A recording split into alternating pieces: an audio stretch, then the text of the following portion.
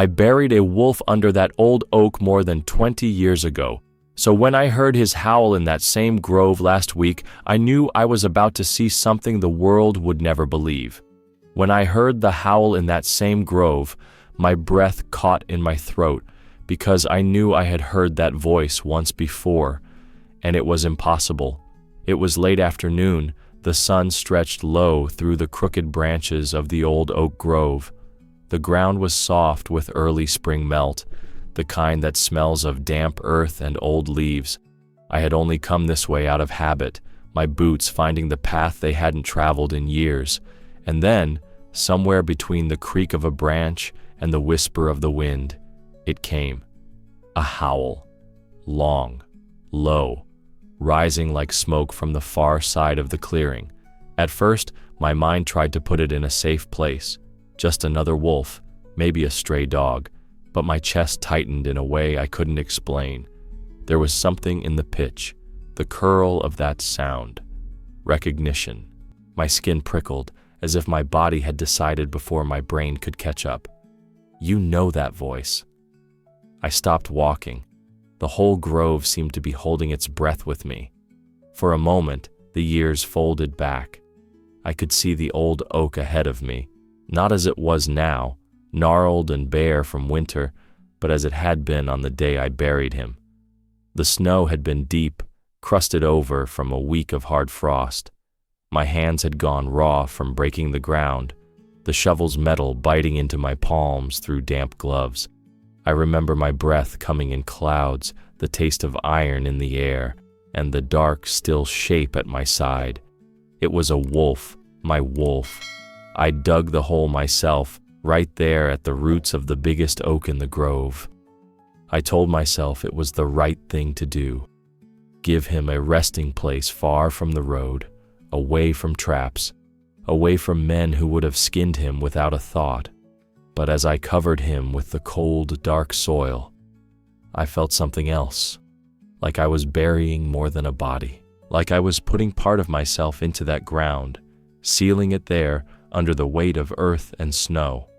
I can still see my gloved hand smoothing the last mound, still feel the strange silence after it was done. Back then, I'd stood for a long time under that oak, trying to understand why my chest hurt the way it did. There are moments in life you don't realize are changing you until you look back years later and see the fault line they left behind. That day was one of mine. And now, here I was again. Same oak grove, same air, heavy with the smell of damp bark, and that voice, pulling at me from somewhere just beyond the trees. The howl came again. This time, it was closer. I swear my knees went weak. My mind did what minds always do when faced with the impossible. It tried to explain it away. Wolves don't live that long. Memories can play tricks. Maybe I'd heard something like it before, and my brain was filling in the gaps. But deep down, in the place where truth doesn't care about logic, I knew. I turned toward the sound, my boots sinking into the softened earth. Each step seemed to pull me deeper into the past. My breath was shallow, my ears straining for even the smallest hint of movement. The grove was still except for the slow creak of branches above me. And then, silence. I stood there, staring at the dark mass of the old oak. Its bark was rough, ridged like an old scar. The roots twisted deep into the ground where I had once lowered him. The memory was so strong, I almost expected to see the fresh dirt again, the shovel lying at my feet. I closed my eyes. For a moment, I could almost hear my younger self breathing, the sound of my gloves brushing soil from my coat. And then the howl came, a third time. It wasn't just sound, it was a weight pressing against my chest, a wave breaking over me. It carried something I can't explain, something that reached straight past the years and the logic and touched the part of me that had been under that oak all along. I opened my eyes, and for a second, I thought I saw movement between the trees, a shadow slipping through the undergrowth. But just as quickly, it was gone. I told myself it could have been anything. A deer, a trick of the light. My own need to see what I couldn't possibly see. I swallowed hard. My hands were trembling, though the air wasn't cold. That's when I knew this wasn't over. I'd come here thinking it was just another walk, another memory to pass through and leave behind. But the grove had other plans. I thought it would end here, with me standing under the same oak where I'd said my last goodbye. But nature had been holding on to something all these years, something I was about to see, and if I'd known what waited ahead, I'm not sure I would have stepped forward. The first time I ever saw him, winter was only just tightening its grip. The mornings were sharp with frost, the air carrying that metallic bite that makes your lungs sting. I was still a young game warden back then, green, full of rules and procedure, believing the forest could be managed if you just worked hard enough. That day, I was following an old trapping line I'd been told to dismantle. The snow was thin, powder resting over frozen earth, and my boots made a crisp crunch with every step. Somewhere ahead, a jay screamed, its voice rattling through the bare branches. I saw the blood first, just a drop, bright against the snow, then another, and another. When I rounded the bend in the trail, I froze. A wolf. He was caught in a steel jaw trap, the kind that doesn't kill clean but holds, and waits for starvation or the bullet of the trapper who set it. His left front leg was pinned between the rusted jaws, the snow beneath it stamped dark with blood and dirt. Everything in me tightened. Wolves don't forgive weakness. That's what I'd been told. They fight until there's nothing left to fight with. I'd seen coyotes gnaw their own leg off in a trap just to escape. But this one didn't move. He didn't snarl, didn't lunge, didn't even try to pull away when he saw me. Instead, he lifted his head, and those eyes, clear, yellow, steady, locked onto mine. It was the stillness that unnerved me. A predator in a trap should be all teeth and rage, but he was calm, as if he'd been waiting for me. I kept my rifle slung over my shoulder, though my hand hovered near it. Every instinct told me I was walking towards something that could kill me if it chose to. I crouched a few feet away, snow squeaking under my weight. His ears twitched once. That was all. The trap's chain was anchored to a buried stake. I'd have to get right up next to his leg to open it, which meant his teeth would be an arm's length away. I told myself I could do it fast, use the lever bar, force the jaws apart, and step back before he decided to turn on me. But I didn't move right away. I just stared at him, and he stared back, and for a moment, the forest felt unnaturally quiet. Then I saw it, the shocking thing that made my stomach twist. His leg wasn't even straining against the trap. He wasn't fighting it at all. He was letting me be there. I slid the bar into place, my gloves stiff with cold. The trap resisted, the springs old but still brutal. My boot slipped once on the frozen ground, and I swore under my breath. Through it all, he never broke eye contact. With a groan, the steel jaws gave way. His leg came free, fur matted with blood. I stepped back, expecting him to bolt into the trees, or worse, to lunge. He did neither. He stood slowly, testing the weight on his leg. For a long second, he just stood there, head high, as if considering me. Then, without a sound, he turned and began to walk away. I watched him weave between the trees, the winter light catching in his coat. My shoulders finally loosened, though my heart was still hammering.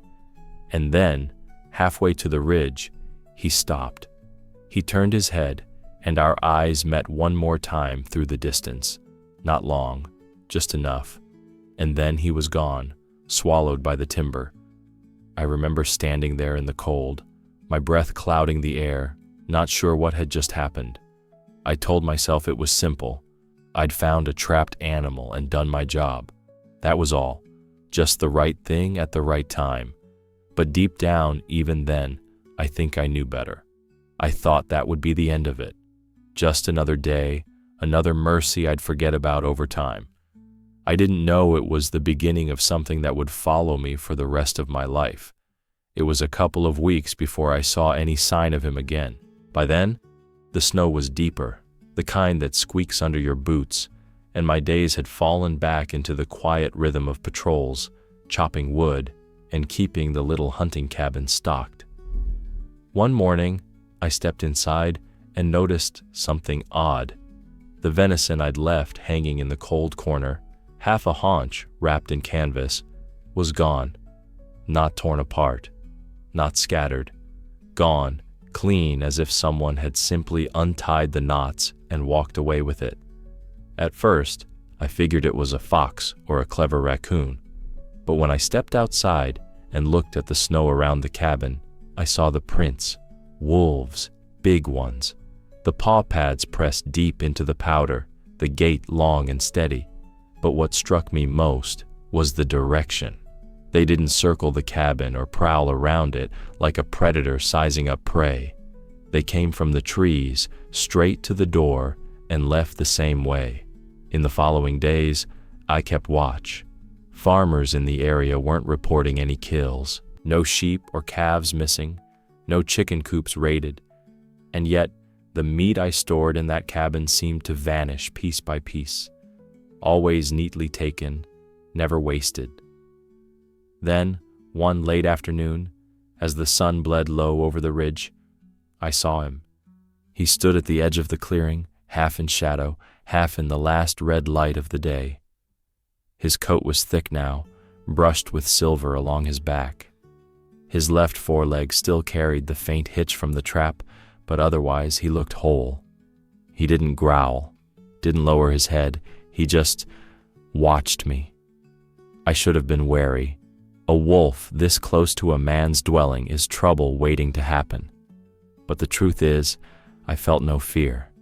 We stared at each other across that strip of snow, and I swear to you, I could feel something pass between us.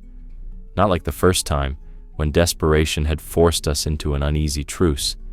This was different. He looked at me like I was his.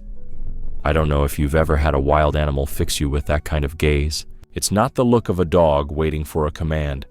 It's older than that, wilder, like standing in front of a storm and realizing the storm knows your name. The moment broke when he stepped back into the shadows and was gone. No rush, no fear, just gone. That night I took a strip of salted meat and laid it on the stump near the cabin. The next morning it was gone. No scraps, no tracks but his. After that it became a quiet arrangement. I'd leave something, sometimes meat, sometimes the scraps from my own supper, and by dawn it would be taken, always carefully, always without waste. I told myself I was just making sure he stayed away from the farms, that this was practical, but every time I found that stump bare, I couldn't help but feel a strange satisfaction. Once, just before the first true blizzard of the season, I caught sight of him again, same spot on the edge of the clearing. This time, I raised my hand, slow, not waving, just letting him see it. He didn't move closer. But he didn't turn away either. We stayed like that, in the sharp winter air, until the wind picked up and carried the snow between us. That was the last time I saw him that winter. I told myself he was just surviving, that once the snow broke and food was easier to find, he'd disappear into the high country where wolves belong. I thought that was all there was to it. But the forest wasn't done with us. Not yet. The storm came down faster than I'd expected. One minute the sky was only gray, the kind of dull winter light you get before snow. The next, it was as if the entire forest had been swallowed by white. The wind roared through the trees, bending them until the branches groaned. Snow whipped sideways, stinging my face, filling my boots.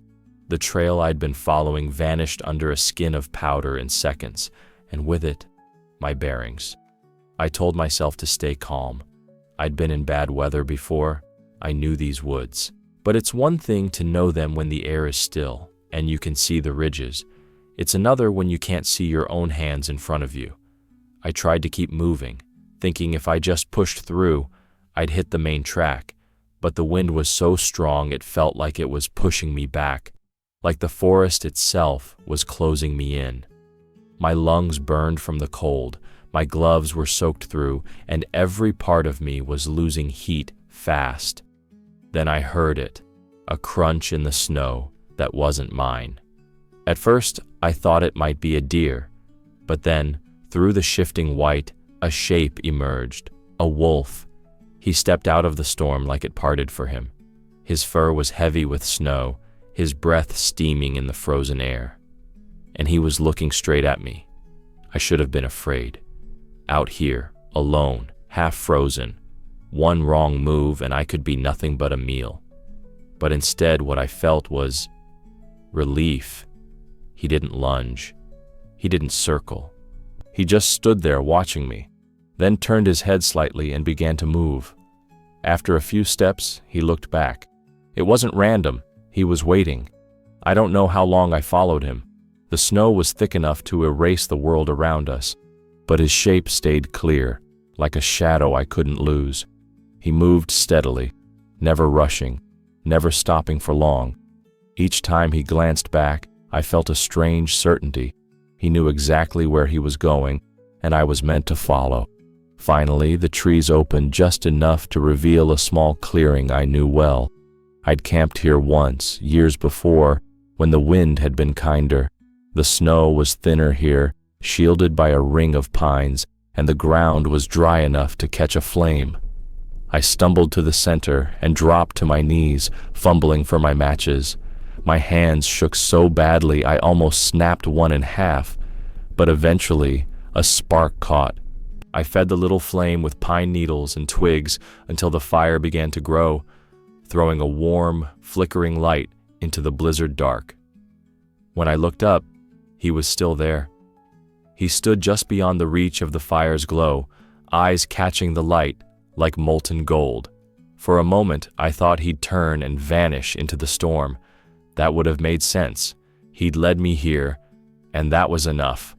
But he didn't leave. Instead, he stepped closer, circled once, and lay down in the snow. Not too near. Wolves don't surrender that easily, but close enough that I could hear the steady rhythm of his breathing. The firelight danced across his fur, and the storm howled on around us. But inside that small circle of warmth, there was only stillness. I sat there, letting the heat seep into my bones, watching his chest rise and fall. It's strange, the things you notice when you're on the edge of exhaustion. The way his ears twitched at every crackle of the fire, the way his eyes would half close as if he was letting himself rest too. We stayed like that for hours. I don't remember falling asleep, but when I opened my eyes, the storm had eased and the sky above the pines was paling with dawn. The fire was only embers now, glowing faintly in the cold light. The spot where he'd lain was empty, his tracks already softening under a fresh dusting of snow. I sat there a long time, staring at that patch of flattened snow. I told myself this was it. He'd saved me from the blizzard, and our strange connection had run its course. I thought it would be the last time I ever saw him. I couldn't have been more wrong. Spring had come late that year. The snow had receded into thin, dirty strips along the shaded edges of the forest, and the air smelled of thawing earth. The streams were swollen, running fast and cold, and the trees were only just starting to bud. I hadn't seen him for weeks, but that wasn't unusual. With the worst of winter behind us, wolves tend to vanish into the far ridges, following the thaw and the herds. Still, I found myself glancing at the edge of the clearing more than once, half expecting to see him there. That morning, I noticed something in the mud near the old oak grove, a paw print, deep, heavy, pressed into the damp soil. It was his size, his shape, but the edges of the print were smeared dark, blood. I followed the trail without thinking. My boots sank into the wet ground, sucking at each step. The prints led straight toward the oak, but they staggered now, uneven. And then I saw him. He was lying just beyond the roots of the big oak, his body half curled, chest rising and falling in shallow, uneven breaths. His coat, once thick and proud, was matted with blood along his flank. The red was fresh, vivid against the pale spring earth. "Hey," I said, my voice breaking, as if a word could pull him back. I knelt beside him, reaching out, but stopped short. His eyes opened, and for a moment, they found mine. There was recognition there. Faint, but certain. I looked over the wound. The entry was deep, too deep, likely a bullet from a poacher's rifle. It had torn through muscle and bone, and from the way his breathing rattled, I knew it had done worse inside. I pressed my hand gently near the wound, trying to slow the bleeding, whispering nonsense as if he were a dog I could comfort. "Easy, it's all right. Just stay with me." But even as I said it, I knew it was a lie. He didn't try to move. He didn't growl. He just kept his gaze on me, blinking slowly, his breathing growing shallower. The forest around us was so quiet, I could hear the wind brushing through the new leaves above. And then, with one final exhale, he was still. I don't remember how long I sat there. Minutes, hours. Time seemed to fold in on itself. The smell of earth, the cool shadow of the oak, the weight of what had just happened. It all pressed in around me. When I finally moved, it was to fetch my shovel from the cabin. I came back and began to dig beneath the oak, the same place where I'd once seen him pause and look back at me. The ground was soft from the thaw, but it felt heavier than stone.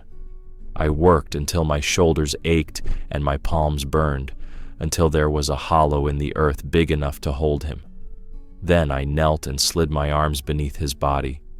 He was lighter than I expected, the weight of life already gone. I lowered him into the ground the way you lower someone you can't bear to let go of. I covered him slowly, each shovelful sounding louder than the last. When the hole was filled, I smoothed the mound with my hands, pressing the earth down gently. I'd buried animals before. It's part of life in the wild. Creatures die, and you move on. But this was different. This felt like closing a chapter I wasn't ready to end. I placed my palm flat on the soil. I put him in the ground like you'd lay to rest your own blood. The wind shifted through the grove, stirring the new leaves, and for a moment, I thought I heard something in it, a whisper, a sound just beyond hearing. But when I looked up, the clearing was empty. I stood there until the light began to fade, my breath turning white in the cool air. Then I turned and walked away, leaving the oak to guard him. I told myself this was the end, that the story was over, and he was gone forever. I didn't know the forest had a way of keeping its own promises. I left the service not long after that spring. The body ages faster than the will in this kind of work, and though I still loved the forest, I no longer had the strength or the heart for long patrols. The woods can be an unforgiving place when you carry too many ghosts. Retirement settled in quietly. My days became slower, shaped by the small routines of tending the garden, fixing things around the house, and meeting old friends for coffee in town. Every now and then, I'd take the long road that curved near the old oak grove, but I almost never walked that way anymore. It wasn't avoidance, or at least that's what I told myself. Life just moved on, and some places belonged to the past. But there were moments, always in late winter, when the nights stretched long, when I thought I heard something. A sound carried on the wind, faint and stretched thin by distance. A howl. It never lasted long. Sometimes it came just as I was drifting to sleep, other times when I was stacking firewood in the yard. Always faint, always just far enough that I could tell myself it was nothing more than the wind through the pines.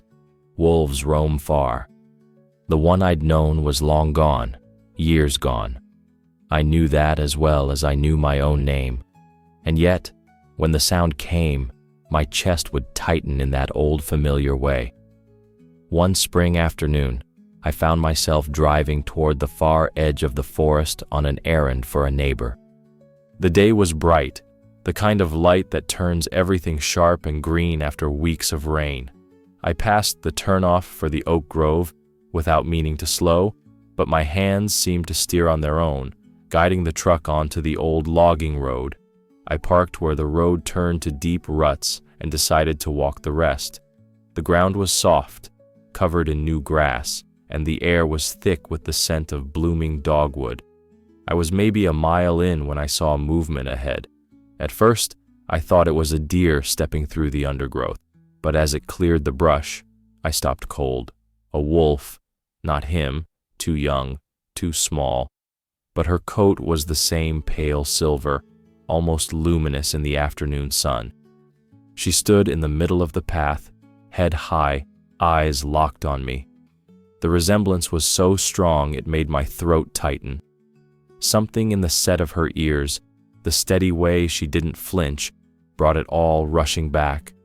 The snow, the trap, the fire in the blizzard, the mound of earth beneath the oak. She didn't run. She didn't growl. She simply looked at me for what felt like a long time, and then turned and slipped into the trees. I stood there for a moment, listening. The forest was still except for the faint rush of a nearby stream. I could have followed her, but some instinct told me not to. Instead, I let her go, her shadow melting into the green. Walking back to the truck, I told myself it was nothing, just another wolf passing through territory where her kind had roamed for centuries. No connection, no meaning beyond chance. I didn't know better then. If I had, I might have understood that something had begun to stir again in the grove, something that had been waiting quietly all these years. I might have listened harder for the howl, but that day, I gave it no weight. I thought nothing of it. And the forest, as always, kept its secrets. It had been years since I'd walked that old trail on purpose. I don't know why I chose that morning. Maybe the air felt lighter after the night's rain. Maybe I just wanted to see the grove again before summer took the softness out of the grass. The path was narrower now, half swallowed by ferns and young saplings. My boots found the old footing by memory, but it was slower going than I remembered. The scent of wet earth rose with each step, and somewhere above, a woodpecker tapped out its sharp rhythm. I was nearly to the clearing when I heard it. Not faint, not carried from miles away. A howl, clear and whole, curling through the air like smoke. I stopped dead. Every muscle in me went still. My chest tightened the way it had that day in the blizzard, that day at the trap. It was his voice. I know how that sounds. Wolves don't live that long. Time doesn't bend to nostalgia. But if you've ever truly known a voice, you know it for life. And this one reached straight through the years and hit me like a fist to the ribs. I stepped forward, slow, my heart pounding in my ears. When I reached the edge of the grove, I saw them. A small pack, maybe 6 in all, scattered loosely in the open space beneath the oak. Some lounged in the grass, others paced in the shade, their coats rippling with the movement. But one stood apart. He was tall, lean under his thick spring coat, his head held high, and his eyes, God help me, his eyes were the same, not just the same color, though they were that molten gold I'd never forgotten. The same weight in them, the same steady way they held you, like he was reading the words behind your thoughts. The rest of the pack barely glanced at me, but he didn't look away. Slowly, he stepped forward. I stayed still, not trusting my legs to move. The last few yards closed between us in silence, the rest of the wolves watching but making no move to follow. When he was just a few feet away, he stopped. For a heartbeat, we simply stared at each other, the sound of the wind in the leaves filling the space between us. Then he did something I still don't understand. He lowered his head, pulled something from his mouth, and placed it on the ground in front of me. A hair, fresh, still warm. He stepped back, not retreating, just giving me room. His gaze never wavered. It was an offering. I can't explain how I knew that, but I did. in the same way you know when someone's hand on your shoulder means I'm here and not move along. The moment stretched out, the world narrowing to the space between us, the hair, his eyes, my own pulse in my throat. Finally, he turned, slow, unhurried, and walked back toward the pack. They shifted to make space for him, and together they moved toward the far side of the grove, disappearing one by one into the shadows. I stood there staring at the hare. My mind tried to file it into something practical. Maybe it was a habit. Wolves sometimes bring food to their young or they're injured. Maybe I'd just been in the way. I told myself it was nothing more than that, just a strange, wild coincidence. Maybe a kind of thanks for the meat I'd once left on a stump in the dead of winter. I thought it ended there, with that small, silent gift laid in the grass. But the truth is, the forest wasn't finished yet, and neither was he. I should have walked away. I should have taken that strange gift for what it was and left the grove while it still felt like a dream. But something in me wouldn't let go. I followed him with my eyes as he moved back toward the pack. The other wolves shifted to give him space, subtle in the way wild animals defer to their leaders.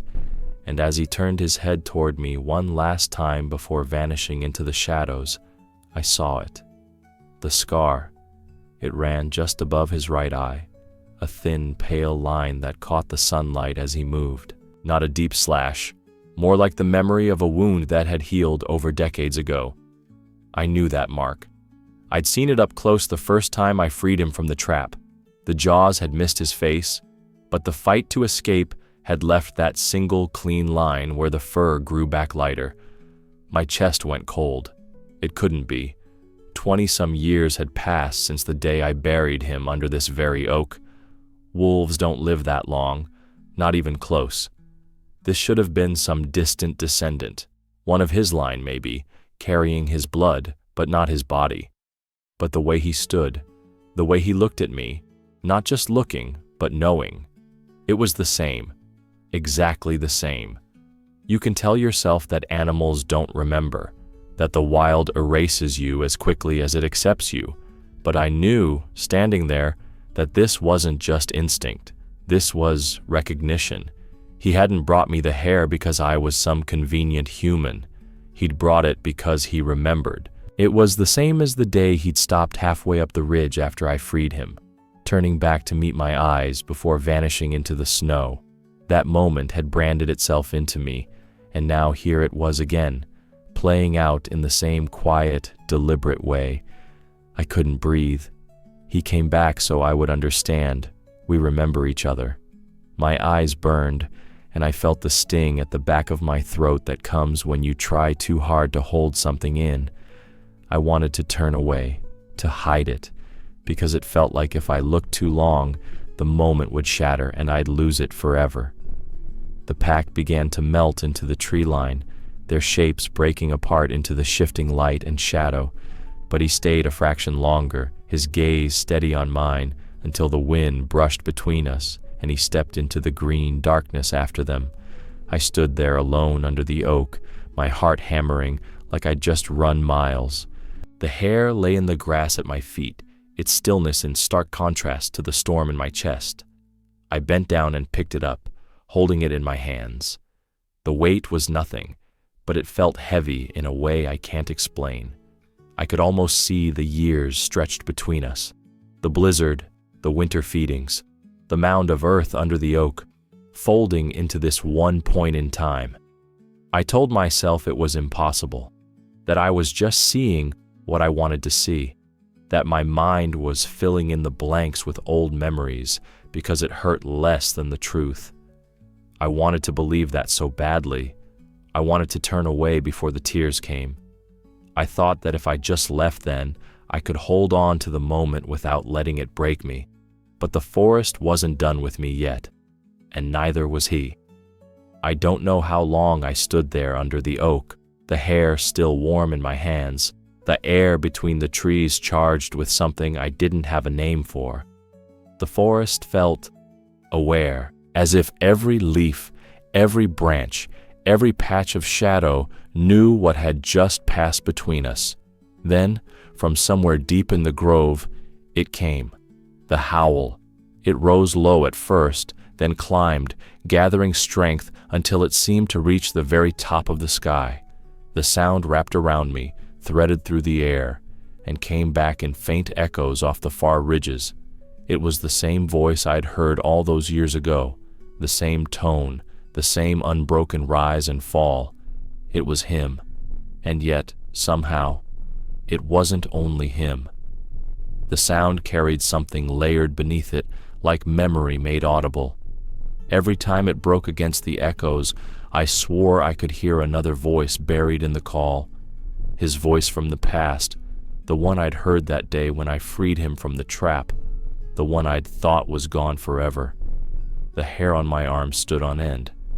My heart was pounding so hard it almost hurt. I turned toward the sound, and there they were. The pack was moving away now, their shapes stretching and blending into the undergrowth as they crossed into the deeper woods. They moved like water over rocks, fluid, quiet, unstoppable. The big oak stood above them all, its branches swaying gently in the wind, like it was keeping watch over what was unfolding. And then, just before the last shadows slipped from view, he stopped. It was exactly the same as that day on the ridge so long ago, the same stillness, the same deliberate pause. He turned his head over his shoulder, and our eyes met across the distance. For a moment, everything else fell away.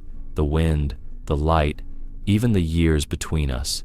It was just him and me, the way it had been in the snow, in the blizzard, by the fire. His gaze held me there, like an anchor in the current of time. He didn't need to move closer. He didn't need to make a sound. The message was already there, as clear as the howl had been. I remember. I wanted to call out, but the words stuck in my throat. My legs felt heavy, my chest tight.